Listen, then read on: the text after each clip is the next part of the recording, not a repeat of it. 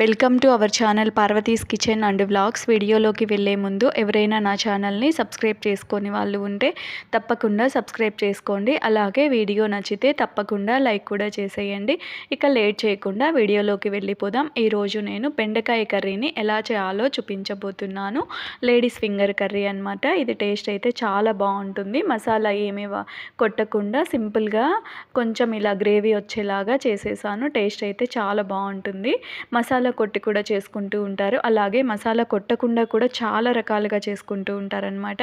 నేను మిగతావి కూడా తప్పకుండా అప్లోడ్ చేసేస్తాను. ఇప్పుడు ఈ కర్రీని ఎలా చేయాలో చూసేద్దాం. ముందుగా ఇక్కడ నేను 1/2 కిలో వరకు బెండకాయలు తీసేసుకొని నీట్గా వాష్ చేసేసుకొని ఇలా తడిపోయేలా ఆరబెట్టేసాను. తర్వాత వీటిని కట్ చేసేసుకోవాలి. ఒక్కొక్కటి కట్ చేస్తూ ఉంటే లేట్ అయిపోతుంది కదా. ఇలా 2, 3, 4 అలా పెట్టేసి కట్ చేసేసుకుంటే త్వరగా అయిపోతుంది. ఒక కాయలో ఒక 4 పీసెస్ వచ్చేలా కట్ చేసేసాను అనమాట. సైజు అలా చేసేసాను. ఇలా పెట్టుకుంటూ కట్ చేసేసుకోండి, కొంచెం త్వరగా అయిపోతాయి. మరి చిన్నవి అయితే వేయించేటప్పుడు కొంచెం విరిగిపోతాయి కదా, అలా కాకుండా ఇలా చేసేసుకోండి, కర్రీకి సరిపోతుంది. ఇలానే నేను 1/2 కేజీ బెండకాయల్ని కట్ చేసి పెట్టేశాను. చూస్తున్నారు కదా, నేను ఈ సైజులో చేశాను. ఒకసారి చూపించేస్తాను, చూసేయండి. ఈ సైజులో చేసేసాను. తర్వాత అవి పక్కకు పెట్టేసుకోండి. ఒక ప్యాన్ పెట్టేసాను. ఒక ప్యాన్ పెట్టేసి అందులోకి పల్లీలు చిన్న కప్పు, చూసారు కదా, చిన్న కప్పుతో ఒక 2 స్పూన్స్ అలా ఉంటాయి అన్నమాట. ఒక పల్లీలు వేసేసుకున్నాను. ఇవి మీడియం ఫ్లేమ్లో పెట్టి వేయించేసుకోండి. ఒక హాఫ్ పైననే వేగిపోవాలి. తర్వాత సిమ్లో పెట్టేసుకోండి.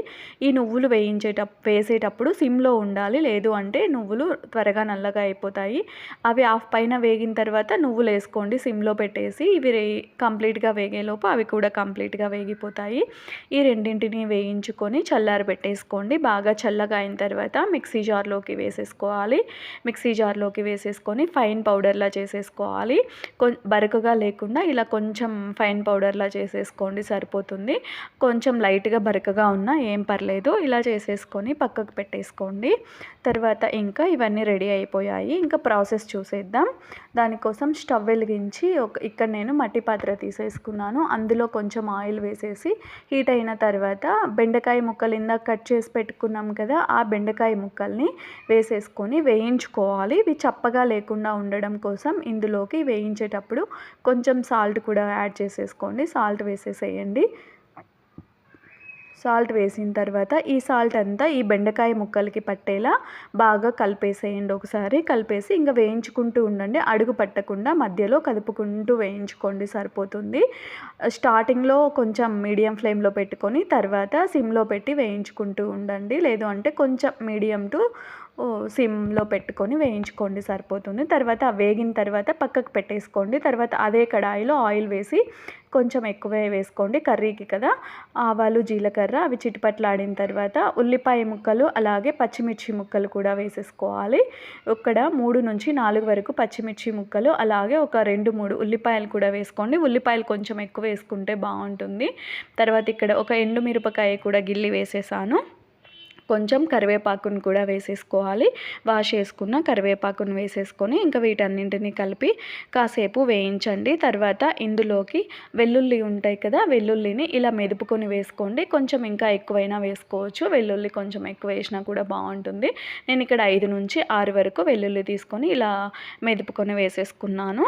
తర్వాత ఇవి కూడా వేగిపోవాలి.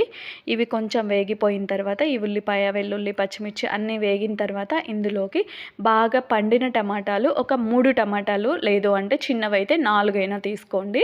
ఇక్కడ మసాలా ఏమి కొట్టలేదు కదా, ఆ పల్లి నువ్వుల పొడి మాత్రమే వేస్తాము. కొంచెం కారం, ధనియాల పొడి అంతే.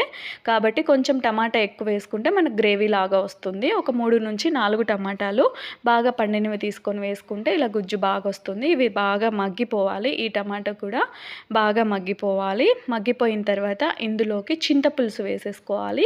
చింతపులుసు మీ పులుపుకి తగ్గట్టు వేసేసుకోండి. ఒక నిమ్మకాయ సైజు అంత అయినా సరిపోతుంది. లేదు అంటే కొంచెం ఎక్కువైతే ఎక్కువ, తక్కువైతే తక్కువ, మీ పులుపుని బట్టి. తర్వాత పసుపు కొంచెం వేసుకోవాలి.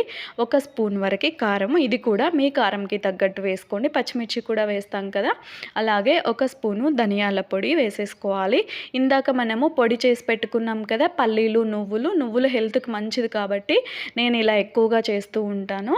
ఇలా పల్లీలు నువ్వులు పొడి వేసుకున్నాక కొంచెం సాల్ట్ కూడా వేసేసుకోవాలి.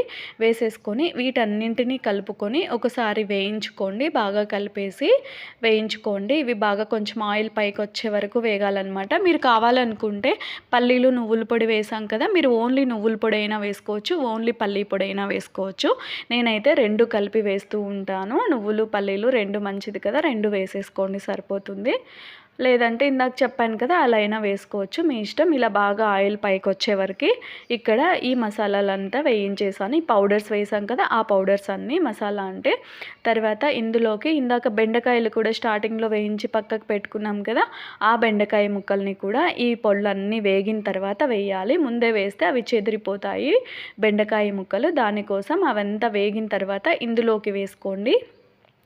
వేసిన తర్వాత ఈ ముక్కలకి ఆ పొడులంతా పట్టేలా బాగా కలుపుకోవాలి. ఇలా కలుపుకొని కూడా ఆయిల్ పైకి వచ్చే వరకు వేయించుకోండి. ఇక్కడ కొంచెం గట్టిగా ఉంది, దానికోసం నేను జస్ట్ కొంచెమే వాటర్ యాడ్ చేశాను. ఒక అర టీ గ్లాస్ అలా ఉంటాయి అంతే. కొంచెం వేసి వాటరు వేయించేస్తున్నాను. మరీ గట్టిగా ఉంటే వేయించడం కష్టంగా ఉందని కొంచెం వాటర్ వేసాను అంతే.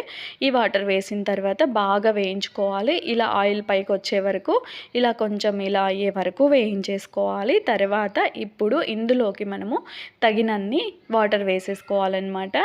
ఈ కర్రీని బాగా వేయించుకోండి. వేయించడంలోనే టేస్ట్ బాగుంటుంది.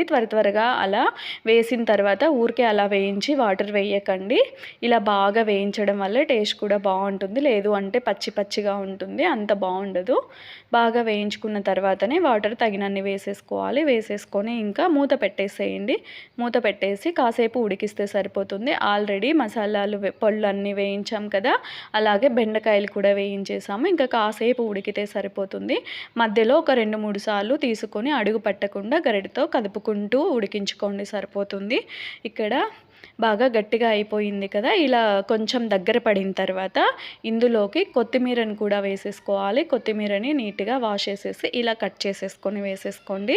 ఇది ఉండే కొద్దీ ఇంకా కొంచెం గట్టిగా అవుతుంది ఈ కర్రీ. దానికోసం మీరు కన్సిస్టెన్సీ మీకు ఎంతవరకు కావాలో అంతవరకు వాటర్ యాడ్ చేసుకొని స్టవ్ ఆఫ్ చేసేసుకోండి సరిపోతుంది. మీకు ఎక్కువ లూజ్గా కావాలనుకునే వాళ్ళు కొంచెం వాటర్ ఎక్కువ యాడ్ చేసుకోండి సరిపోతుంది. ఇది ఇంకా ఉండే కొద్దీ దగ్గర పడుతుంది అనమాట. చూసారు కదా, కాసేపటికే ఇలా గట్టిగా అయిపోయింది. బెండకాయ కర్రీ రెడీ అయిపోయిందనమాట. ఈ స్టైల్లో అయితే తప్పకుండా ట్రై చేసి చూడండి. అలాగే ఇలాంటి మరికొన్ని రెసిపీస్ కోసం నా ఛానల్ని తప్పకుండా సబ్స్క్రైబ్ చేసుకోండి. ఈ కర్రీ చేయడం అయితే చాలా ఈజీ. చూసారు కదా, మీరైతే తప్పకుండా ఒకసారి ట్రై చేసేయండి. Thank you for watching this video.